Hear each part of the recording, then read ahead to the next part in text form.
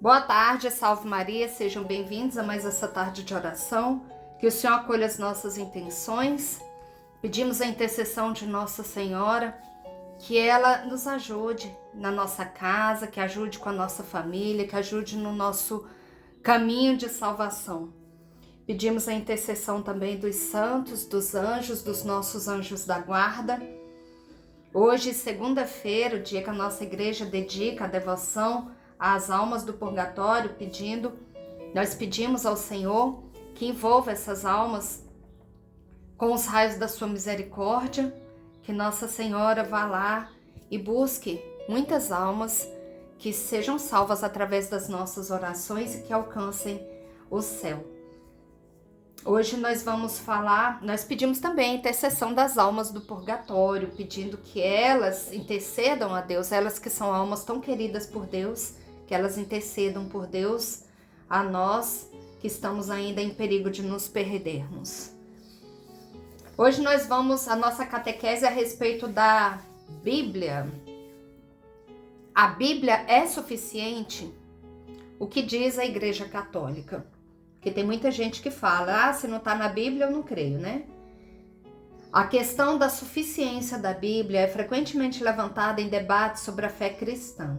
Para a Igreja Católica, a Sagrada Escritura é parte fundamental da revelação divina, mas não é a única fonte normativa. A Igreja ensina que a revelação está contida na Sagrada Escritura e na Sagrada Tradição, sendo ambas interpretadas autenticamente pelo magistério.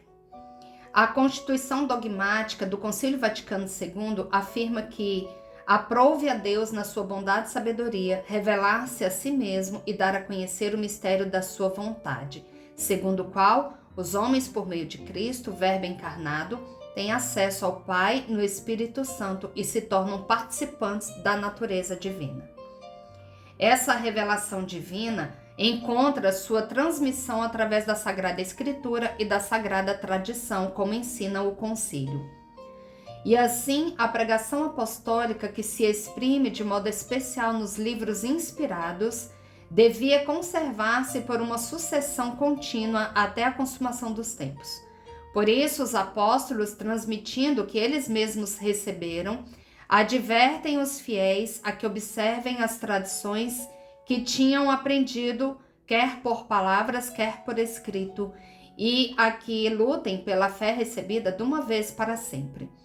Ora, o que foi transmitido pelos apóstolos abrange tudo quanto contribui para a vida santa do povo de Deus e para o aumento de sua fé. E assim a Igreja, na sua doutrina, vida e culto, perpetua e transmite a todas as gerações tudo aquilo que ela é e tudo quanto acredita. Portanto, a Bíblia não é isolada da tradição. Ambas provêm da mesma fonte e tendem para o mesmo fim, a salvação dos homens. O concílio afirma ainda claramente o papel do magistério. Porém, o encargo de interpretar autenticamente a palavra de Deus escrita ou contida na tradição foi confiado só ao magistério vivo da Igreja, cuja autoridade é exercida em nome de Jesus Cristo. Assim, nem a Sagrada Escritura nem a Sagrada Tradição podem ser corretamente compreendidas sem o magistério da Igreja, que as interpreta de forma fiel e segura. O Concílio Vaticano II ensina ainda: é claro, portanto, que a Sagrada Tradição, a Sagrada Escritura e o magistério da Igreja, segundo o sapientíssimo desígnio de Deus, de tal maneira se unem e se associam que um sem o outro não se mantém, e todos juntos, cada um a seu modo, sob a ação do mesmo Espírito Santo, contribuem eficazmente para a salvação das almas. Isso demonstra que a Bíblia, embora essencial, não é suficiente de forma isolada para a transmissão e preservação íntegra da revelação. É necessária a tradição viva e o magistério que guarda, ensina e interpreta fielmente o depósito da fé. O Catecismo da Igreja Católica reforça essa doutrina ao dizer: a Sagrada Tradição e a Sagrada Escritura constituem um só sagrado depósito da Palavra de Deus, no qual, como em um espelho, a Igreja peregrinante contempla a Deus, fonte de todas as suas riquezas. Além disso, o catecismo ensina: o ofício de interpretar autenticamente a palavra de Deus, escrita ou transmitida, foi confiado unicamente ao magistério vivo da Igreja, cuja autoridade se exerce em nome de Jesus Cristo, isto é, foi confiado aos bispos em comunhão com o sucessor de Pedro, o bispo de Roma. Isso não significa diminuir a importância da Bíblia, pelo contrário, a Igreja a venera como palavra de Deus. A Igreja venerou sempre as divinas Escrituras como venera o próprio corpo do Senhor, não deixando jamais, sobretudo na Sagrada Liturgia, de tomar e distribuir aos fiéis o pão da vida, quer na mesa da palavra de Deus, quer da do corpo de Cristo. A Igreja insiste que os fiéis tenham acesso amplo e frutífero à Sagrada Escritura. É preciso que os fiéis tenham acesso patente à Sagrada Escritura. A doutrina de que somente a Bíblia seria suficiente e única regra de fé, conhecida como sola Scriptura, não corresponde ao ensinamento da Igreja. O magistério afirma: a Sagrada Tradição e a Sagrada Escritura constituem um só depósito sagrado da Palavra de Deus confiado à Igreja. Aderindo a este, todo o povo santo persevera unido aos seus pastores na doutrina dos apóstolos e na comunhão, na fração do pão e na oração, de tal modo que, na conservação, atuação e profissão de fé transmitida, haja uma especial concordância dos pastores e dos fiéis. Para a Igreja Católica, a Sagrada Escritura ocupa lugar central na vida da fé, mas ela não é isolada. A tradição e o magistério são inseparáveis da Escritura no conjunto da revelação, como ensina o Vaticano II. A Igreja não tira só da Sagrada Escritura sua certeza a respeito de todas as coisas reveladas. Por isso, ambas devem ser recebidas e veneradas com igual espírito de piedade e reverência.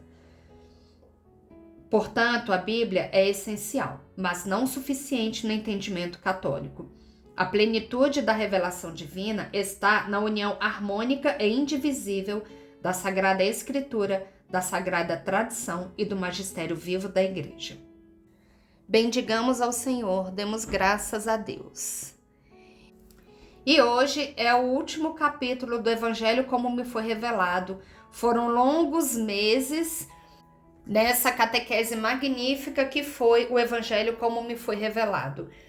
Deus é tão misericordioso que na sua misericórdia Ele quis que chegasse a nós esse material para nos ajudar e nos catequizar, para nos colocar nesse caminho da salvação, às vezes caminho tão difícil, caminho tão pedregoso, mas que com essas ajudas de Deus a gente consegue transpor.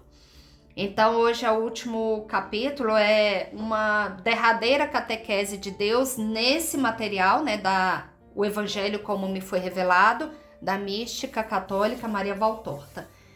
E nós ficamos aí, vamos ficar com saudade com certeza, e nós temos aí outros meios, outros materiais que com certeza hão de nos ajudar.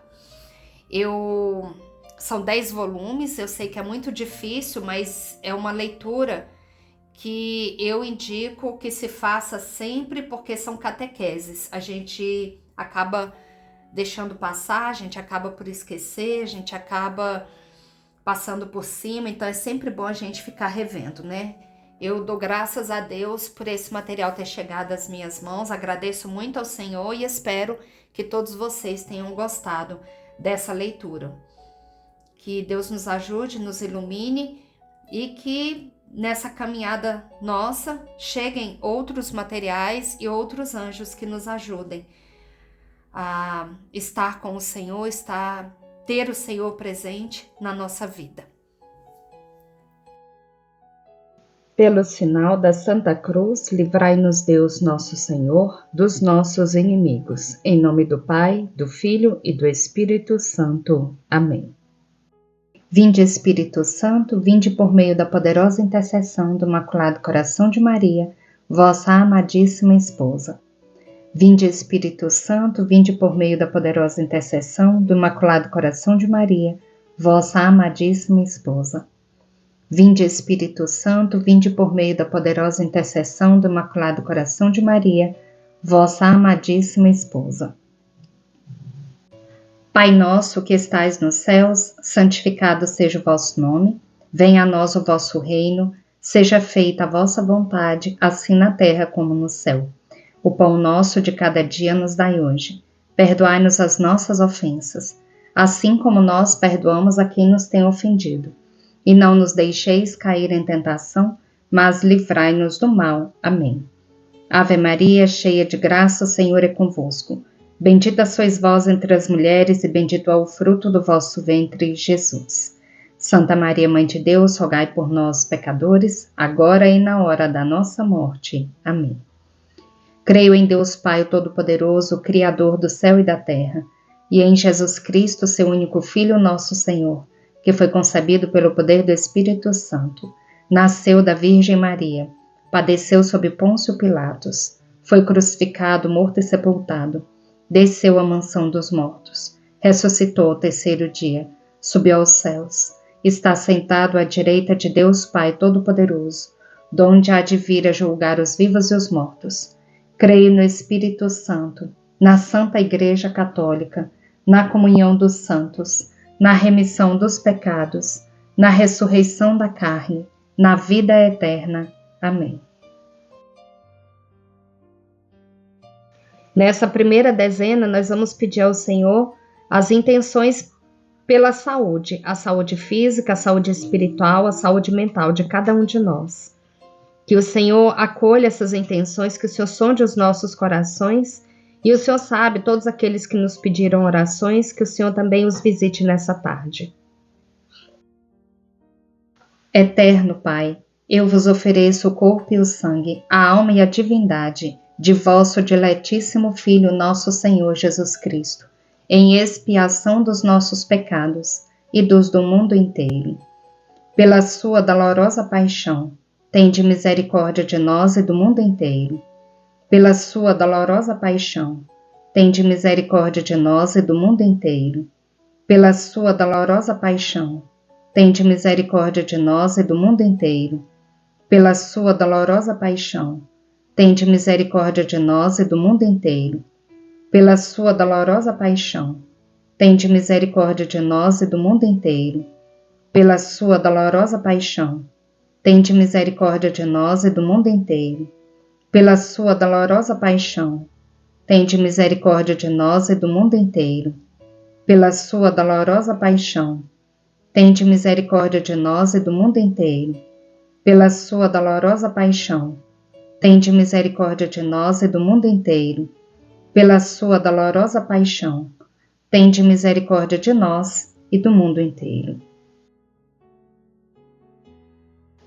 Nessa segunda dezena, eu quero pedir por todos os sacerdotes religiosos, pelas crianças, jovens, adolescentes, que o Senhor coloque anjos no caminho deles, que possa guiá-los sempre nos caminhos do bem, que os sacerdotes estejam realmente a serviço do Senhor, que não se desviem e que não levem a desviar toda uma comunidade. Que as crianças sejam protegidas na sua inocência, sejam protegidas no seu espírito, que elas estejam sempre inclinadas para Deus, sempre. Que o Senhor as abençoe e as proteja sempre. Eterno Pai, eu vos ofereço o corpo e o sangue, a alma e a divindade de vosso diletíssimo Filho, nosso Senhor Jesus Cristo, em expiação dos nossos pecados e dos do mundo inteiro. Pela sua dolorosa paixão, tende misericórdia de nós e do mundo inteiro. Pela sua dolorosa paixão, tende misericórdia de nós e do mundo inteiro. Pela sua dolorosa paixão, tende misericórdia de nós e do mundo inteiro. Pela sua dolorosa paixão, tende misericórdia de nós e do mundo inteiro. Pela sua dolorosa paixão, tende misericórdia de nós e do mundo inteiro. Pela sua dolorosa paixão, tende misericórdia de nós e do mundo inteiro. Pela sua dolorosa paixão, tende misericórdia de nós e do mundo inteiro. Pela sua dolorosa paixão, tende misericórdia de nós e do mundo inteiro. Pela sua dolorosa paixão, tende misericórdia de nós e do mundo inteiro. Pela sua dolorosa paixão, tende misericórdia de nós e do mundo inteiro. Nessa terceira dezena, nós vamos colocar pelo nosso Brasil, pedindo ao Senhor a graça da libertação, que o Senhor nos liberte do comunismo, da corrupção, das ideologias satânicas e de todo o mal. Que o Senhor proteja a nossa nação brasileira, nossa terra de Santa Cruz, de toda influência maligna. Nós vamos colocar também por todas as mulheres que pensam em abortar, que o Senhor não permita tamanha atrocidade, que o Senhor proteja todas as crianças, especialmente aquelas que estão no ventre de suas mães e que pensam no aborto. Eterno Pai, eu vos ofereço o corpo e o sangue, a alma e a divindade de vosso diletíssimo Filho, nosso Senhor Jesus Cristo, em expiação dos nossos pecados e dos do mundo inteiro. Pela sua dolorosa paixão, tende misericórdia de nós e do mundo inteiro. Pela sua dolorosa paixão, tende misericórdia de nós e do mundo inteiro. Pela sua dolorosa paixão, tende misericórdia de nós e do mundo inteiro. Pela sua dolorosa paixão, tende misericórdia de nós e do mundo inteiro. Pela sua dolorosa paixão, tende misericórdia de nós e do mundo inteiro. Pela sua dolorosa paixão, tende misericórdia de nós e do mundo inteiro. Pela sua dolorosa paixão, tende misericórdia de nós e do mundo inteiro. Pela sua dolorosa paixão, tende misericórdia de nós e do mundo inteiro. Pela sua dolorosa paixão, tende misericórdia de nós e do mundo inteiro.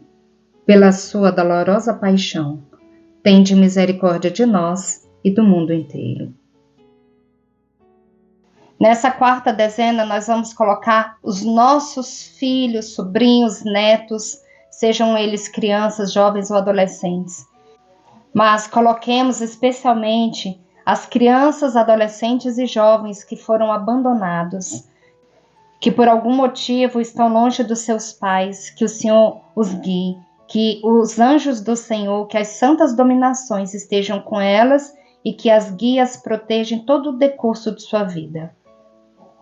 Eterno Pai, eu vos ofereço o corpo e o sangue, a alma e a divindade de vosso diletíssimo Filho, nosso Senhor Jesus Cristo, em expiação dos nossos pecados e dos do mundo inteiro. Pela sua dolorosa paixão, tende misericórdia de nós e do mundo inteiro. Pela sua dolorosa paixão, tende misericórdia de nós e do mundo inteiro. Pela sua dolorosa paixão, tende misericórdia de nós e do mundo inteiro.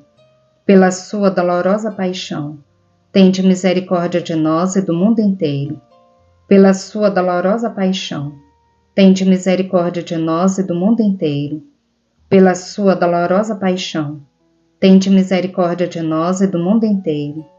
Pela sua dolorosa paixão, tende misericórdia de nós e do mundo inteiro. Pela sua dolorosa paixão, tende misericórdia de nós e do mundo inteiro. Pela sua dolorosa paixão, tende misericórdia de nós e do mundo inteiro. Pela sua dolorosa paixão, tende misericórdia de nós e do mundo inteiro. Nessa quinta dezena, nós vamos pedir ao Senhor que acolha todas essas intenções que são colocadas nos comentários, todos esses pedidos, tudo aquilo que vai no nosso coração, que o Senhor sonde os nossos corações e que o Senhor, conforme a sua santa vontade, realize aquilo que nós estamos pedindo, os nossos planos, os nossos projetos, os nossos sonhos.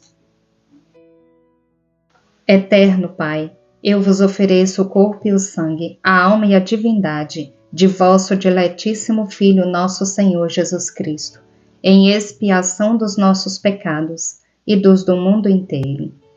Pela sua dolorosa paixão, tende misericórdia de nós e do mundo inteiro. Pela sua dolorosa paixão, tende misericórdia de nós e do mundo inteiro. Pela sua dolorosa paixão, tende misericórdia de nós e do mundo inteiro. Pela sua dolorosa paixão, tende misericórdia de nós e do mundo inteiro. Pela sua dolorosa paixão, tende misericórdia de nós e do mundo inteiro. Pela sua dolorosa paixão, tende misericórdia de nós e do mundo inteiro. Pela sua dolorosa paixão, tende misericórdia de nós e do mundo inteiro. Pela sua dolorosa paixão, tende misericórdia de nós e do mundo inteiro. Pela sua dolorosa paixão, tende misericórdia de nós e do mundo inteiro. Pela sua dolorosa paixão, tende misericórdia de nós e do mundo inteiro. Deus Santo, Deus Forte, Deus Imortal, tende piedade de nós e do mundo inteiro. Deus Santo, Deus Forte, Deus Imortal, tende piedade de nós e do mundo inteiro. Deus Santo, Deus Forte, Deus Imortal, tende piedade de nós e do mundo inteiro. Rezemos pela conversão dos pecadores do mundo inteiro, especialmente os da Igreja e os de nossa casa. Ó sangue e água, que jorrastes do coração de Jesus, como fonte de misericórdia para nós, eu confio em vós. Jesus, eu confio em vós. Amém.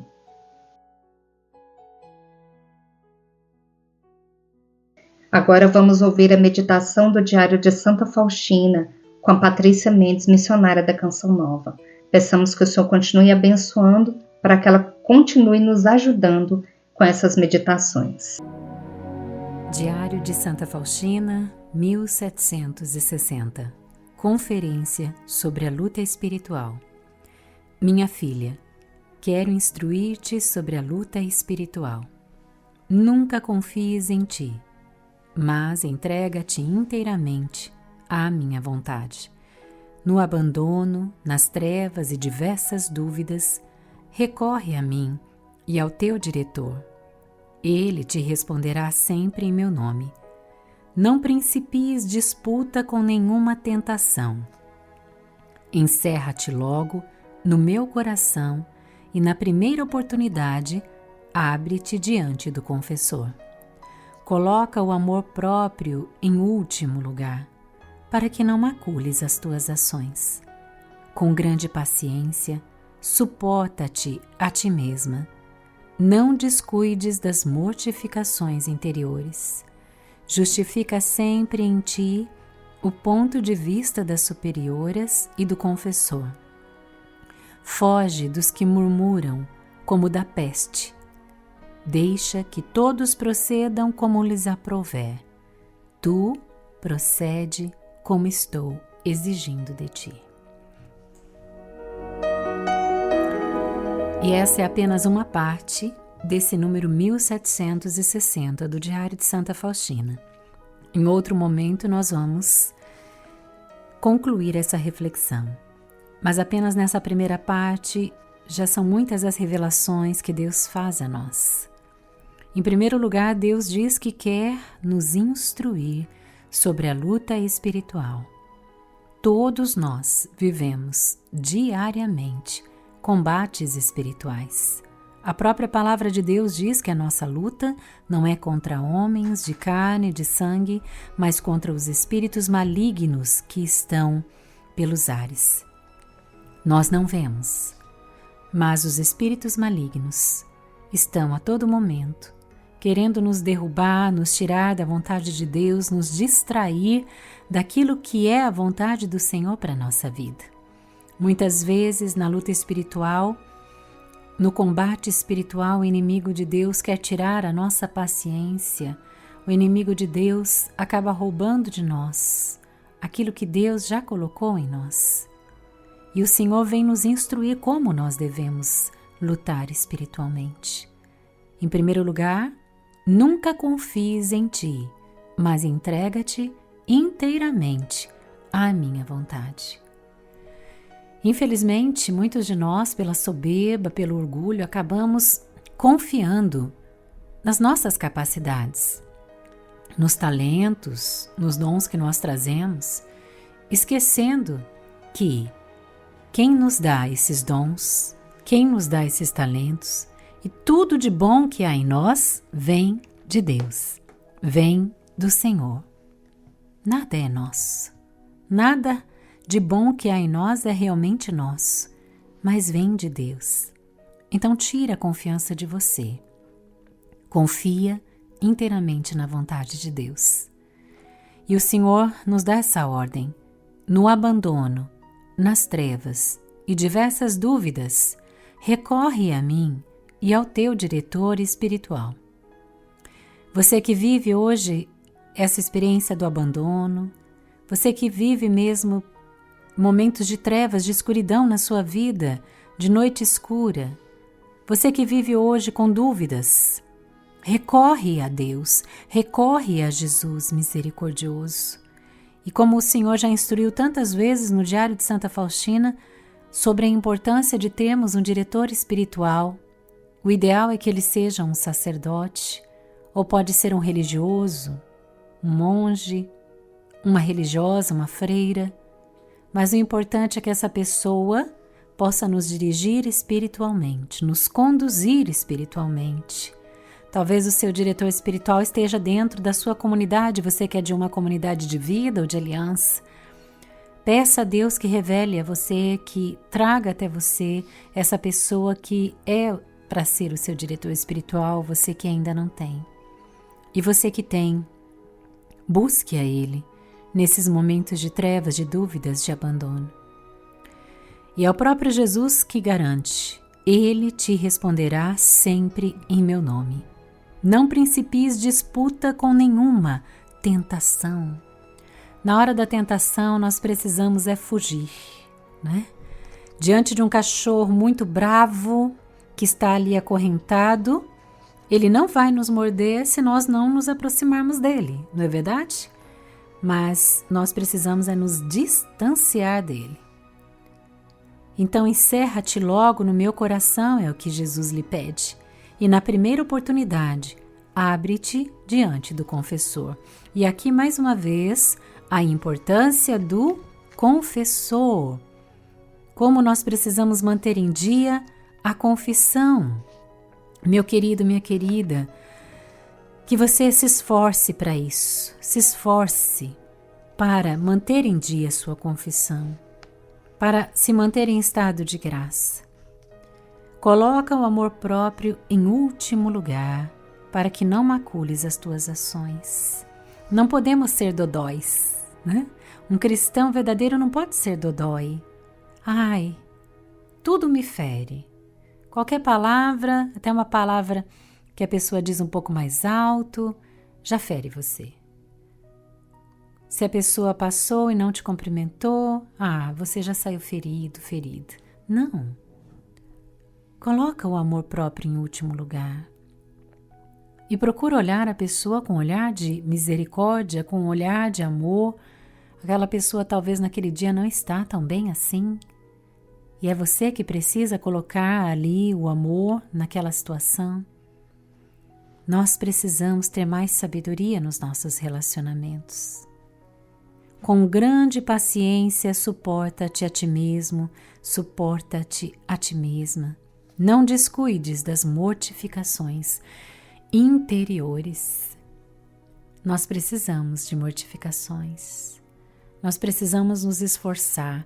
E aqui eu me lembro de um relato de Santa Teresinha no livro História de uma Alma. Ela que usava de pequenas situações para oferecer ao Senhor, porque ela reconhecia que ela não era capaz de oferecer grandes sacrifícios extraordinários. Então, ela usava das coisas do dia a dia, como por exemplo estar na capela no momento de oração com as outras irmãs e ela não recostar as costas no banco. Ela se mantinha em certa distância para oferecer mesmo ali aqueles longos momentos de oração a Jesus. Olha que algo simples, mas que profundo é. Quem não gosta de se sentar e recostar e se sentir confortável, descansado, até mesmo, né, para rezar? E ela usava desse simples exemplo para também nos ensinar e dizer, olha, talvez você não seja capaz de grandes sacrifícios, grandes mortificações, mas comece pelas pequenas coisas.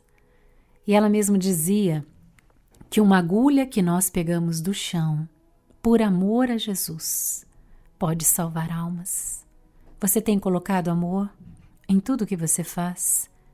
Você, dona de casa, nessa comida que você precisa preparar e que para você já é um aborrecimento, é cansativo, é desgastante, todo dia a mesma coisa. Comece a colocar amor, coloque sentido nisso. Você, homem, no seu trabalho diário, que é a mesma coisa, que é repetitivo, coloca amor nisso que você faz. Ofereça. Faça um sacrifício a mais. Faça um suco para aquela pessoa que você sabe que gosta, um bolo, prepara aquele prato preferido, prepara ali a mesa, dê uma fruta. O Espírito Santo nos inspira o que a gente pode fazer. E muitas vezes deixar de fazer o que eu quero para estar com o outro, para ajudar o outro. O Espírito Santo vai revelar a você pequenas mortificações interiores que ninguém vai saber, só você e Deus. E aí sim, essa mortificação tem sentido. Deixa que todos procedam como lhes aprouver. Tu procede como estou exigindo de ti. E aqui um grande ensinamento para nós. Não se compare. Não se compare com o outro. Ah, mas o outro não faz. Ele não faz. Ele não reza. Ele não oferece sacrifícios. Ele não faz jejum. Ele não reza. Não. É você e Deus. Um dia você terá que prestar contas a Deus da sua vida, de cada ato. Não é ele, não é ela. Ela terá que prestar contas dos atos dela. Ele terá que prestar contas da vida dele. E você terá que prestar contas da sua vida. Então, tudo é entre você e Deus. Você e Deus. Deixa que todos procedam como lhes aprouver. Tu procede como estou exigindo de ti. Bendigamos ao Senhor, demos graças a Deus. Rezemos agora o terço do amor, pedindo ao Senhor a libertação das almas do purgatório. Que o Senhor tenha misericórdia e que elas sintam o alívio através das nossas orações. Pai nosso que estais nos céus, santificado seja o vosso nome. Venha a nós o vosso reino, seja feita a vossa vontade, assim na terra como no céu. O pão nosso de cada dia nos dai hoje. Perdoai-nos as nossas ofensas, assim como nós perdoamos a quem nos tem ofendido. E não nos deixeis cair em tentação, mas livrai-nos do mal. Amém.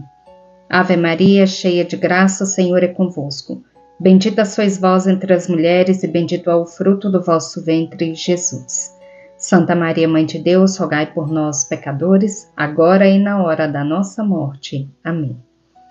Creio em Deus Pai Todo-Poderoso, Criador do céu e da terra, e em Jesus Cristo, seu único Filho, nosso Senhor, que foi concebido pelo poder do Espírito Santo, nasceu da Virgem Maria, padeceu sob Pôncio Pilatos, foi crucificado, morto e sepultado, desceu à mansão dos mortos, ressuscitou ao terceiro dia, subiu aos céus, está sentado à direita de Deus Pai Todo-Poderoso, donde há de vir a julgar os vivos e os mortos.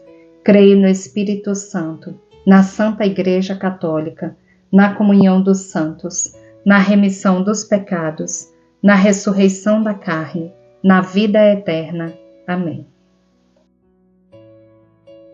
Nessa primeira dezena, nós vamos colocar pelas almas de todos os nossos antepassados, pelas almas de todos os irmãos que passaram por essa hora da misericórdia, que rezaram conosco, também por todos aqueles que morreram de forma súbita, que o Senhor acolha todas essas almas. Doce coração de Jesus, sede meu amor. Doce coração de Maria, sede a minha salvação. Jesus, Maria, eu vos amo, salvai almas.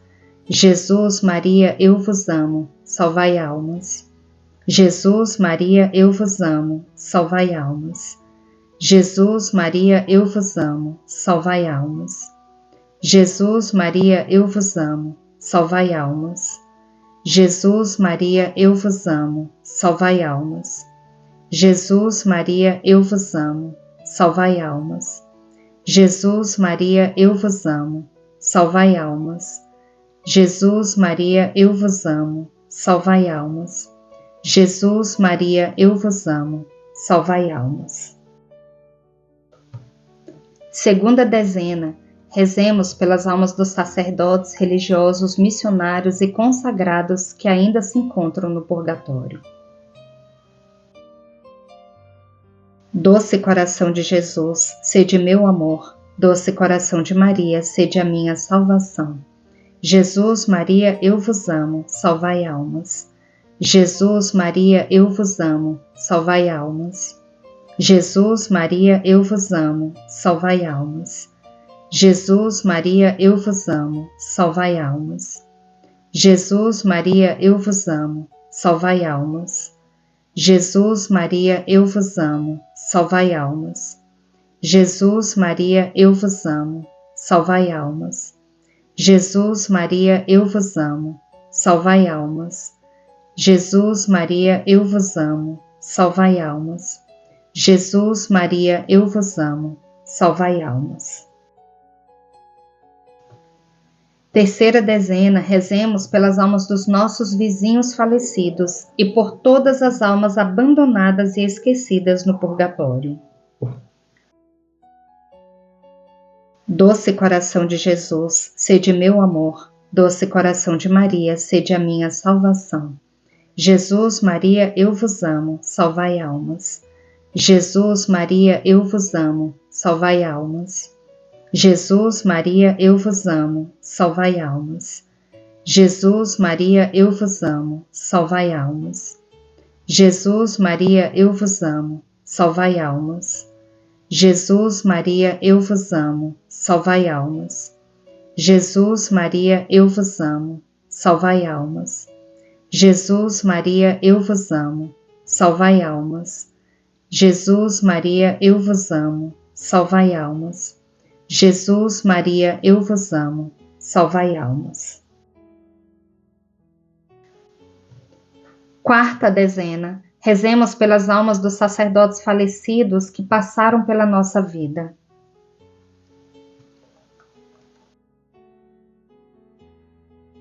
Doce coração de Jesus, sede meu amor. Doce coração de Maria, sede a minha salvação. Jesus, Maria, eu vos amo, salvai almas. Jesus, Maria, eu vos amo, salvai almas. Jesus, Maria, eu vos amo, salvai almas. Jesus, Maria, eu vos amo, salvai almas. Jesus, Maria, eu vos amo, salvai almas. Jesus, Maria, eu vos amo, salvai almas. Jesus, Maria, eu vos amo, salvai almas. Jesus, Maria, eu vos amo, salvai almas. Jesus, Maria, eu vos amo, salvai almas. Jesus, Maria, eu vos amo, salvai almas.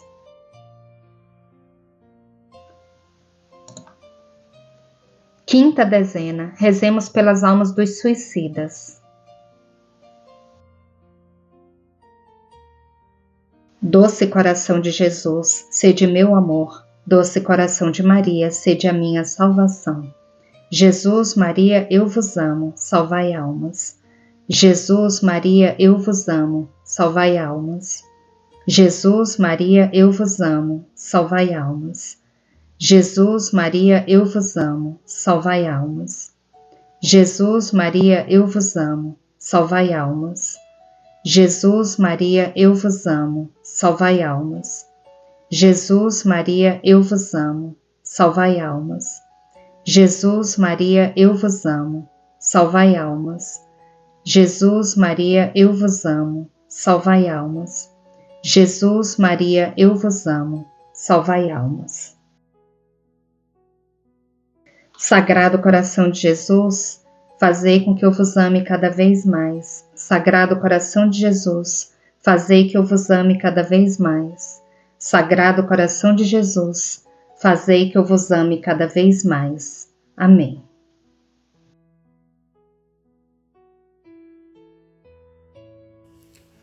O Evangelho como me foi revelado Capítulo 652, Despedida da obra. É o último capítulo desse evangelho que me foi revelado, da mística católica Maria Valtorta, volume 10º. É o último capítulo e é uma verdadeira catequese de Jesus para cada um de nós. É Jesus falando com Maria Valtorta. E na época em que Jesus ditava ou mostrava essas visões a Maria Valtorta, o Papa, o Santo Vigário de Cristo, era Pio X.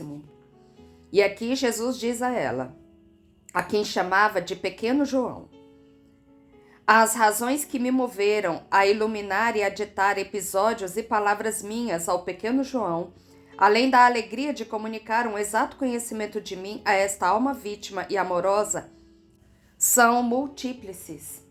Mas em todas elas, a alma, o meu amor para com a Igreja, tanto a purgante como a militante, é o desejo de ajudar as almas em sua subida para a perfeição.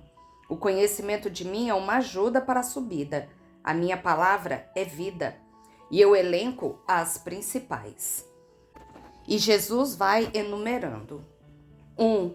A razão mais profunda do presente que eu faço com esta obra, entre as muitas outras que o meu porta-voz conhece, é que nestes tempos, nos quais o modernismo, condenado pelo meu santo vigário Pio X, se deteriora cada vez mais, apresentando doutrinas humanas sempre mais perniciosas, a Santa Igreja, representada pelo meu vigário, tem a matéria a mais para combater aqueles que negam a sobrenaturalidade dos dogmas, a divindade de Jesus Cristo, a verdade de Cristo, Deus e homem, real e perfeito, tanto na fé como na história que sobre ele nos foi transmitida, pelo Evangelho, pelo livro dos Atos dos Apóstolos, pelas epístolas apostólicas e pela tradição.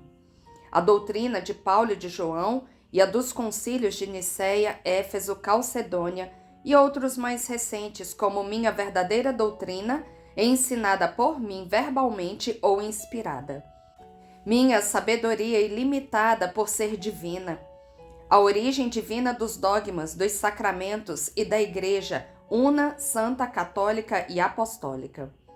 A universalidade e continuidade até o fim dos séculos do Evangelho por mim ensinado a todos os homens. A natureza perfeita desde o começo da minha doutrina, que não se formou até ser o que é, através de sucessivas transformações, mas foi dada assim. Doutrina de Cristo, do tempo de graça, do reino dos céus e do reino de Deus em vós, divina, perfeita, imutável, boa nova para todos os que têm sede de Deus. Ao dragão vermelho com 7 cabeças, 10 chifres e 7 diademas na cabeça, que com a cauda arrasta atrás de si, a 1/3 das estrelas do céu e as faz precipitar. E em verdade eu vos digo que elas se precipitam ainda mais baixo do que sobre a terra, e que ele persegue a mulher.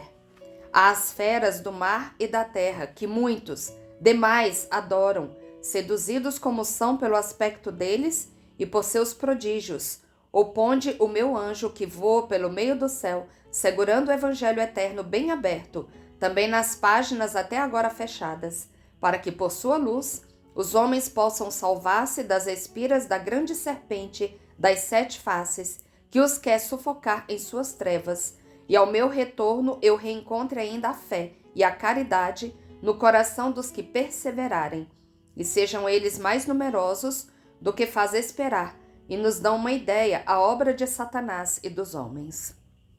2. Despertar nos sacerdotes e nos leigos um vivo amor ao Evangelho e a tudo o que se refere a Cristo. A primeira entre todas as coisas há de ser uma renovada caridade para com minha mãe, nas orações nas quais está o segredo da salvação do mundo. Ela, a minha mãe, é a vencedora do dragão maldito. Ajudai o poder dela, dedicando-lhe um renovado amor e com uma fé também renovada, e procurando conhecer tudo o que a ela se refere. Foi Maria que deu ao mundo o Salvador, e o mundo ainda terá por meio dela a salvação. 3. Dar aos mestres do Espírito e diretores de almas uma ajuda ao seu ministério, estudando o mundo dos diversos espíritos que se agitam ao redor de mim e dos diversos modos por mim usados para salvá-los. Porque seria uma tolice querer-se ter um método único para todas as almas. Diferente ao modo de atrair à perfeição um justo que espontaneamente já se inclina para ela, do modo que se haverá de usar com um que tem fé, mas é pecador, e o que se haverá de usar com um pagão. Vós tendes muitos até entre vós, se chegardes a julgar como o vosso mestre, serem gentios aqueles que apenas são os pobres seres que substituíram o ídolo do poder e da prepotência, ou do ouro, ou da luxúria, ou soberba, ou seu saber, ao verdadeiro Deus. E diferente ao método que se haverá de usar para salvar os modernos prosélitos, isto é, aqueles que aceitarão a ideia cristã, mas não junto com uma cidadania cristã, pertencendo a igrejas separadas.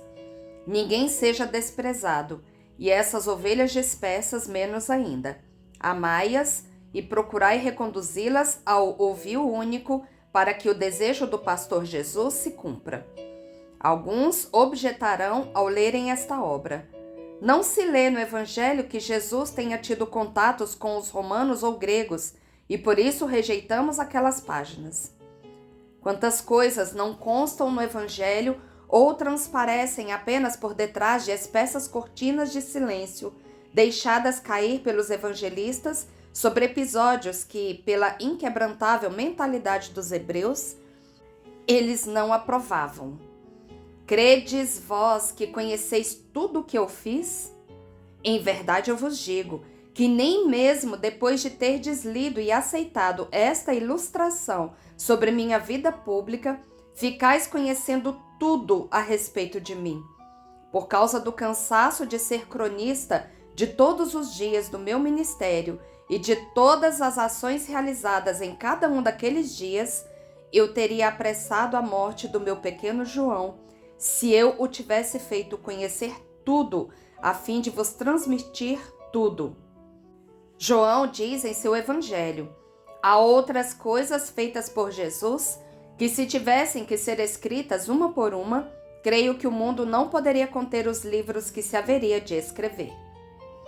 Deixando de lado a hipérbole, na verdade eu vos digo que, se devessem ser escritas todas as minhas ações, todas as minhas lições particulares, as minhas penitências e orações para salvar uma alma, seriam necessárias as salas de uma de vossas bibliotecas e uma das maiores para conterem os livros que falam de mim. E também em verdade eu vos digo que seria muito mais útil para vós jogar no fogo tanta ciência inútil, poeirenta e venenosa, a fim de dar lugar aos meus livros, do que ficar sabendo tão pouco sobre mim e ficar adorando tanto aquela imprensa, quase sempre suja de sensualidade ou de heresia. 4. Restituir à sua verdade as figuras do Filho do Homem e de Maria, verdadeiros filhos de Adão, pela carne e pelo sangue, mas um Adão inocente. Como nós devíamos ser os filhos do homem, se o progenitor e a progenitora não se tivessem rebaixado de sua perfeita humanidade, isto é, de ser homem, ou seja, de ser uma criatura na qual está a dupla natureza espiritual, feita à imagem e semelhança de Deus, e a material, como vós sabeis que eles procederam. Eles tinham sentidos perfeitos, isto é, submissos à razão, pois por ela se revelava neles uma grande acuidade. Quanto aos sentidos, eu incluo também os morais, junto com os corporais. Portanto, um amor completo e perfeito, amor ao esposo, ao qual não era a sensualidade que a unia, mas somente o vínculo de um amor espiritual, e para com o filho, muito amado, amado com toda a perfeição de uma mulher perfeita para com a criatura nascida dela. Assim é que Eva devia ter amado, como Maria, isto é, não por aquele que era seu filho por gozo carnal, mas porque aquele filho era filho do Criador e da obediência cumprida à sua ordem de multiplicar a espécie humana. e amado com todo o ardor de uma perfeita fiel, sabendo que ele é seu filho, não de um modo figurado, mas realmente filho de Deus. A aqueles que julgam amoroso demais o amor de Maria por Jesus, eu digo que considerem bem quem era Maria, a mulher sem pecado, e por isso sem defeitos em sua caridade para com Deus, para com os seus pais, para com o esposo, para com o filho, para com o próximo. Que considerem bem o que é que a mãe via em mim, além de ver o filho de seu seio. E, finalmente, que considerem bem qual a nacionalidade de Maria. Ela era de raça hebreia, de raça oriental e de tempos muito anteriores aos atuais. Por isso, desses elementos é que brota a explicação de certas amplificações verbais de amor, que a vós podem parecer exageradas. Um estilo florido e pomposo, até em conversações comuns, é o estilo oriental e hebraico. Todos os escritos daquele tempo e daquela raça são uma prova disso, e nem o correr dos séculos conseguiu mudar muito o estilo do Oriente. Pretenderíeis, 20 séculos depois, quando a perversidade da vida matou o grande amor, ao examinar estas páginas, que eu vos desse uma Maria de Nazaré igual à mulher árida e superficial como é a do vosso tempo? Maria é o que é, e não se troca a doce, pura, amorosa menina de Israel, esposa de Deus, mãe virginal de Deus, por outra excessivamente, doentiamente exaltada, ou por uma mulher glacialmente egoísta do vosso século. A aqueles que julgam amoroso demais o amor de Jesus por Maria, digo que eu, Jesus, era Deus, e que Deus uno e trino gozava de todo o conforto amando Maria, aquela que lhe dava uma reparação pela dor de toda a raça humana, o meio pelo qual Deus pudesse tornar a gloriar-se de sua criação, que forma os cidadãos para os seus céus. E, finalmente, considerem que todo amor se torna culpável quando e somente quando cria uma desordem, isto é, quando vai contra a vontade de Deus e deixa de cumprir o seu dever. Agora considerai bem, o amor de Maria fez isso? O meu amor fez isso? Será que ela, com um amor egoísta, me impediu de cumprir toda a vontade de Deus? Por um amor desordenado por minha mãe, reneguei talvez a minha missão? Não. Um e outro amor tiveram o mesmo desejo, que se cumprisse a vontade de Deus para a salvação do mundo. E a mãe disse todos os adeuses ao filho, e o filho disse todos os adeuses à mãe, para entregar o filho à cruz do magistério público e à cruz do Calvário, entregando a mãe à solidão e à angústia, para que ela fosse a corredentora, sem levar em conta a nossa humanidade, que se sentia dilacerada, nem o nosso coração, que se despedaçava pela dor. Será isso fraqueza? Sentimentalismo? É um amor perfeito, ó homens que não sabeis amar, e não compreendeis mais o amor e as suas vozes. E esta obra tem por escopo iluminar uns pontos que um complexo de circunstâncias cobriu de trevas e que são faixas escuras dentro da luminosidade do quadro evangélico, e pontos que parecem fraturas e não são mais do que pontos escuros entre um episódio e outro.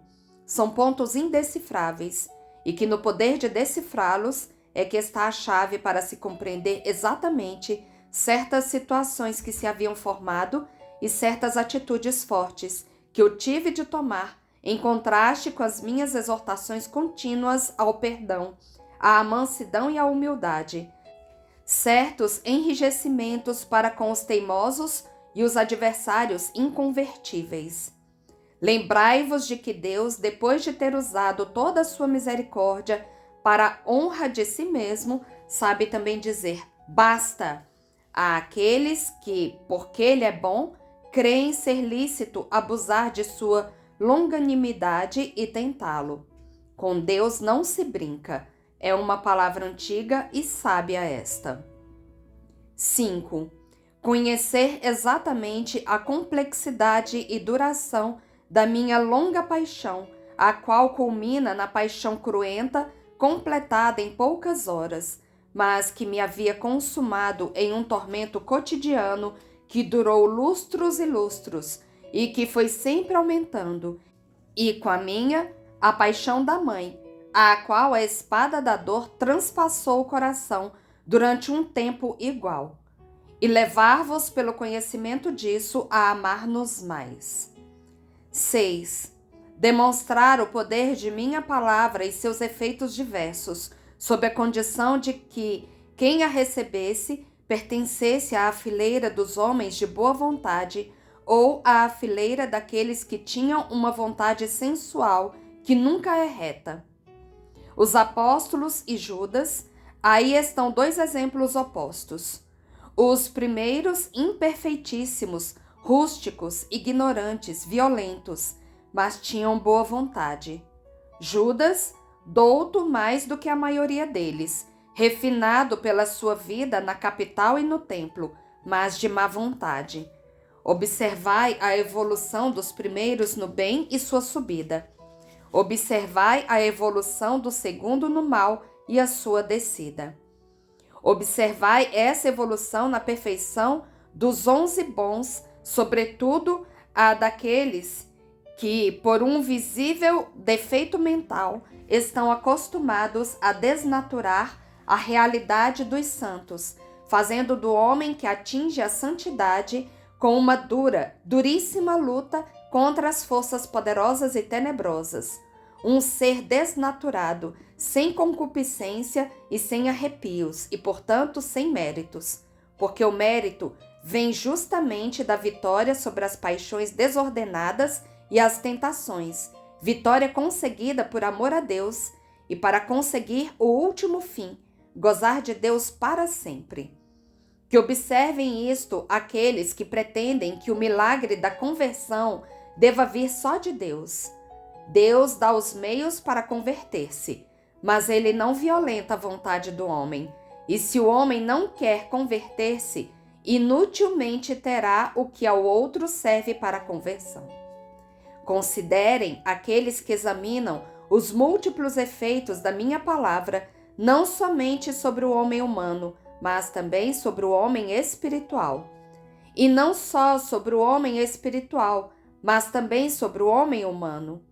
A minha palavra, recebida com boa vontade, transforma um e o outro, conduzindo-os à perfeição externa e à interna.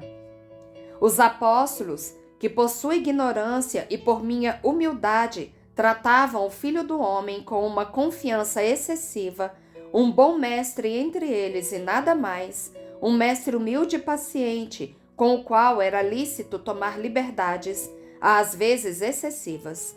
Mas isso, feito por eles, não era uma falta de respeito, era ignorância e por isso está desculpada. Os apóstolos, briguentos entre si, egoístas, ciumentos no seu amor e do meu amor, impacientes com o povo, um pouco orgulhosos de serem os apóstolos, ansiosos por verem tudo o que causa admiração ao povo, que os fazem ser vistos pela multidão como dotados de um poder extraordinário, devagar, mas continuamente se vão transformando em homens novos, que primeiramente dominam as suas paixões a fim de me imitarem e me deixar contente, depois, conhecendo sempre mais o meu verdadeiro eu, mudam os modos e o amor, até me verem, me amarem e me tratarem como Senhor divino. Eles são, talvez, no final desta minha vida sobre a terra, ainda aqueles companheiros superficiais e alegres dos primeiros tempos? Eles são, sobretudo, depois da ressurreição, os amigos que tratam o Filho do Homem como amigo? Não. Primeiro, eles são ministros do Rei. Depois, são os sacerdotes de Deus. Todos diferentes, completamente transformados. Considerem isto aqueles que julgarem muito forte e desnaturada a natureza dos apóstolos que era como está descrita. Eu não era um doutor difícil, nem um rei soberbo. Não era um mestre que julga indignos dele os outros homens. Eu soube compadecer-me. Eu quis formar usando materiais brutos, encher de perfeições de toda espécie uns vasos vazios e mostrar que Deus pode tudo e que de uma pedra ele tira um filho de Abraão, um filho de Deus, e do nada um mestre, a fim de confundir os mestres jactanciosos de sua ciência, que muitas vezes perdeu o perfume da minha.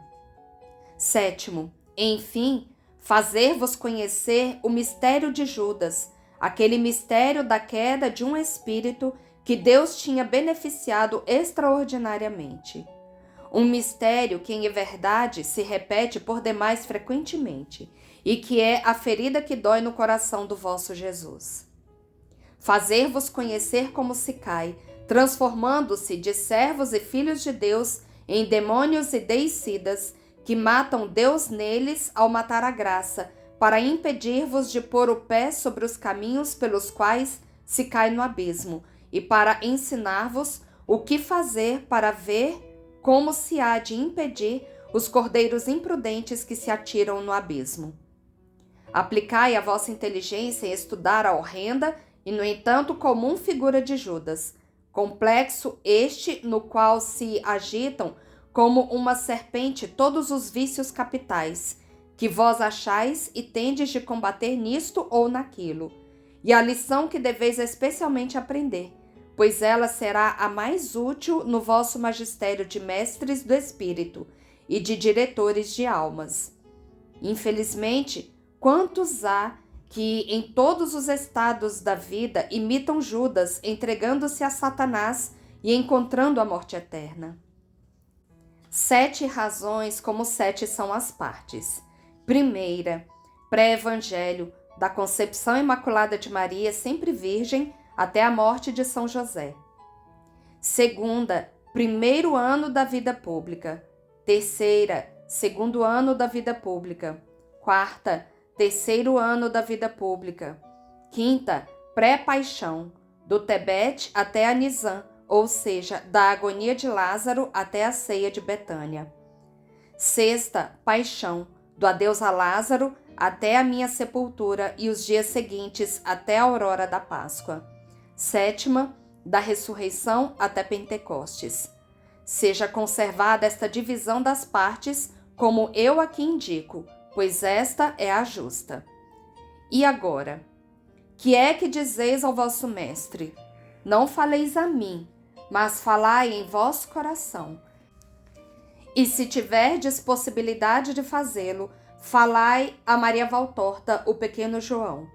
Mas em nenhum dos dois casos falai com aquela justiça que eu gostaria de ver em vós. Porque ao pequeno João vós falais para fazê-lo sofrer, faltando de caridade para com a cristã, a co-irmã, o instrumento de Deus. Em verdade eu vos digo, ainda mais uma vez, que não é uma tranquila alegria ser instrumento meu. É cansaço e esforço contínuos, em tudo a dor, porque aos discípulos do Mestre o mundo dá aquilo que deu ao Mestre, dor, e seria necessário que pelo menos os sacerdotes, e especialmente os co-irmãos, ajudassem a esses pequenos mártires que vão para a frente debaixo de uma cruz. E porque no vosso coração, falando a vós mesmos, tendes um lamento de soberba, de inveja, de incredulidade e outras coisas. Mas eu vos darei resposta às vossas lamentações e aos vossos espantos de escandalizados. Na tarde da última ceia, aos 11 que me amavam, eu disse: quando o Espírito Consolador tiver vindo, ele vos fará lembrar de tudo o que eu vos disse.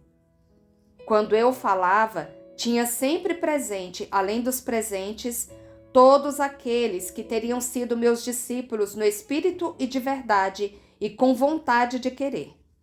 O Espírito Santo, que com sua graça infunde em vós a faculdade de querer lembrar-vos de Deus, afastando as almas do desvario da culpa original e livrando-as dos ofuscamentos que, pela triste herança de Adão, envolvem a luminosidade dos espíritos criados por Deus, para que gozassem de sua visão e do conhecimento espiritual, completa sua obra de mestre, recordando no coração daqueles que são conduzidos por ele e que são os filhos de Deus, tudo aquilo que eu disse e que constitui o Evangelho. Recordar aqui significa iluminar o espírito com ele, pois nada vale recordar as palavras do Evangelho se não se compreende o espírito delas. E o espírito do Evangelho, que é amor, pode tornar-se compreensível pelo amor, isto é, pelo Espírito Santo, o qual, assim como foi o verdadeiro escritor do Evangelho, é também o único comentador, pois só o autor de uma obra sabe o espírito dela e o compreende, ainda que não consiga fazê-lo compreender aos leitores da mesma. Mas onde não consegue um autor humano, porque toda a feição humana é rica em defeitos, aí chega o Espírito Santo, perfeitíssimo e sapientíssimo. Portanto, somente o Espírito Santo, autor do Evangelho, é também aquele que o recorda, comenta e completa profundamente para as almas dos filhos de Deus. Mas o advogado, o Espírito Santo, que o Pai vai enviar em meu nome, ele vos ensinará todas as coisas e vos fará lembrar de tudo o que eu lhes disse. Está no Evangelho de João, no capítulo 14.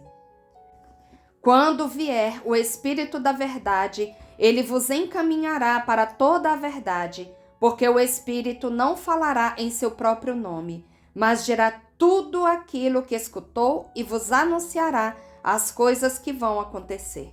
O Espírito da verdade manifestará a minha glória, porque ele vai receber daquilo que é meu e o interpretará para vós. Está no Evangelho de João, no capítulo 16. Porque se vós objetais que, sendo o Espírito Santo o autor verdadeiro do Evangelho, não se compreende que ele não tenha lembrado aquilo que nesta obra foi dito e aquilo que João diz que aconteceu, naquelas palavras com que ele termina o seu Evangelho, eu vos respondo que os pensamentos de Deus são diferentes dos homens, mas são sempre justos e incontestáveis. E ainda, se objetais que a revelação terminou com o último dos apóstolos e que não havia nada mais a acrescentar, porque o próprio apóstolo diz no Apocalipse: se alguém acrescentar qualquer coisa a este livro, Deus vai acrescentar a essa pessoa as pragas que aqui estão escritas. E isso pode ser entendido em toda a revelação, do qual o Apocalipse de João é o último coroamento. Eu vos respondo que nada foi acrescentado à revelação com esta obra, mas que foram preenchidas as lacunas produzidas por causas naturais e desejos sobrenaturais. E se eu quis comprazer-me em reconstruir o quadro da minha divina caridade, assim como faz um restaurador de mosaicos, que quer recolocar as peças estragadas ou que faltavam, restituindo assim ao mosaico sua completa beleza, assim eu me reservei o trabalho de fazer isso neste século, no qual a humanidade se precipita no rumo do abismo das trevas e do horror, e vós podeis impedir que eu o faça? Podeis, por acaso, dizer que não há necessidade disso, vós que tendes um espírito tão nublado, tão surdo, enlanguecido, diante das luzes, das vozes e dos convites do alto? Em verdade, vós deveríeis falar bem de mim, pois eu, com novas luzes, aumentei as luzes que já tinhais, e que não vos é mais suficiente para ver o vosso Salvador.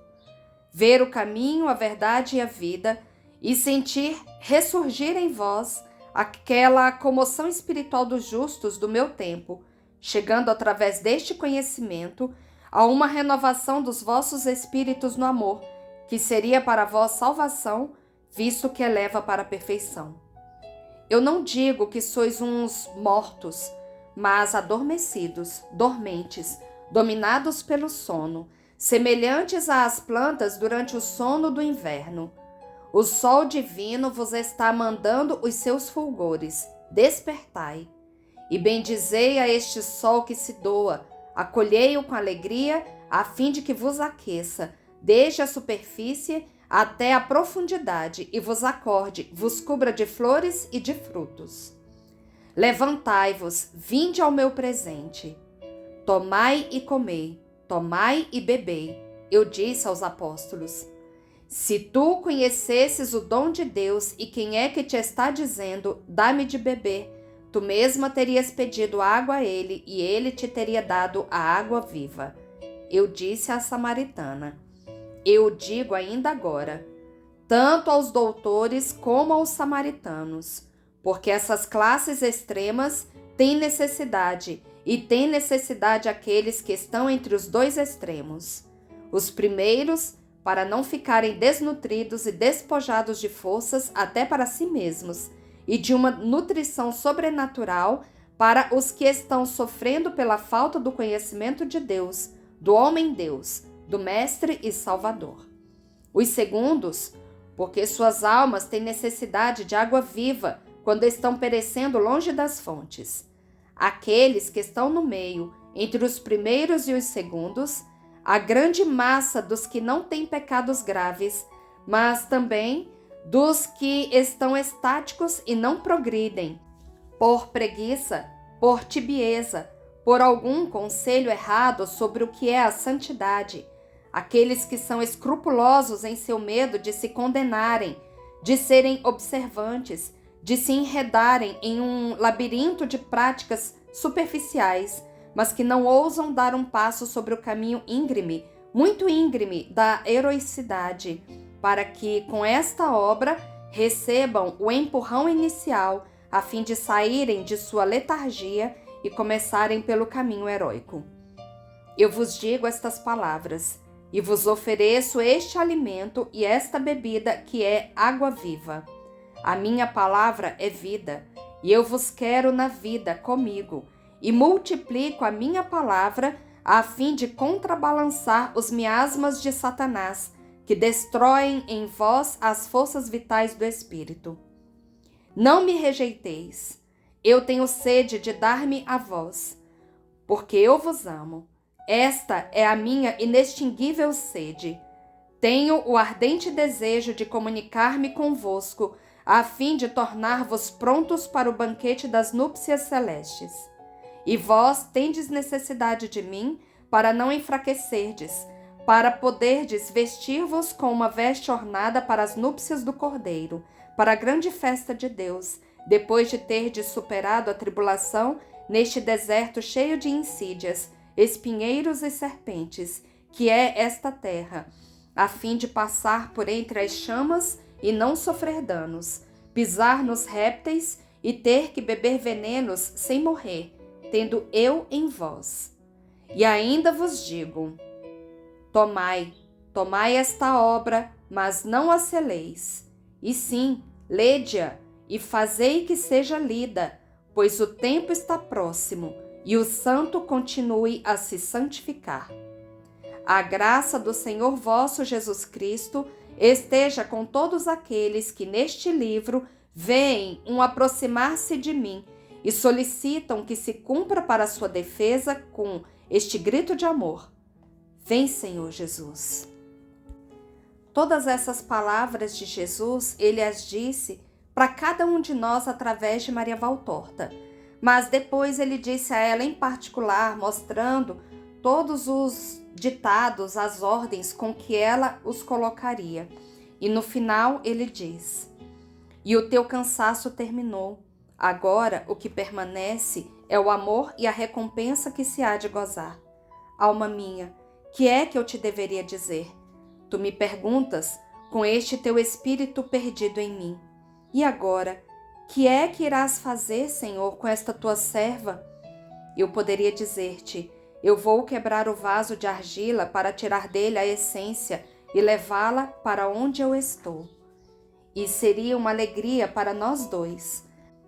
Mas ainda me és necessária por um pouco de tempo e por outro pouco ainda aqui para fazer que emanem os teus perfumes, que ainda são odor de Cristo que habita em ti, e então eu te direi como a João: se quero que tu fiques até que eu venha para levar-te, o que te importa ficares?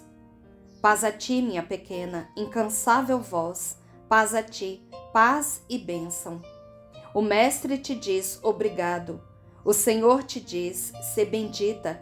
Jesus, o teu Jesus te diz, eu sempre estarei contigo, porque para mim é doce estar com aqueles que me amam. A minha paz, pequeno João, vem e repousa sobre o meu peito. E com estas palavras terminaram todas as sugestões para a redação da obra e foram dadas as últimas explicações. Maria Valtorta. Encerramos mais essa tarde de oração, pedindo a Nossa Senhora, através dessa Salve Rainha, que nos ajude a caminhar neste vale de lágrimas, que nos ajude a sermos conformados com aquilo que o Senhor quiser nos mandar, pedindo apenas a força, que o Senhor nos ajude a ter a força de caminhar e de fazer a sua santa vontade. Salve Rainha, Mãe de Misericórdia, vida, doçura e esperança nossa, salve. A vós bradamos os degredados filhos de Eva, a vós suspiramos gemendo e chorando neste vale de lágrimas. Eia, pois, advogada nossa, esses vossos olhos misericordiosos a nós volvei. E depois deste desterro, mostrai-nos Jesus, bendito o fruto do vosso ventre. Ó clemente, ó piedosa, ó doce sempre Virgem Maria. Rogai por nós, Santa Mãe de Deus, para que sejamos dignos das promessas de Cristo. Amém. Estivemos e sempre estaremos reunidos em nome do Pai, do Filho e do Espírito Santo. Amém. Até amanhã, se Deus quiser. Fiquem com Deus e que Nossa Senhora passe à nossa frente.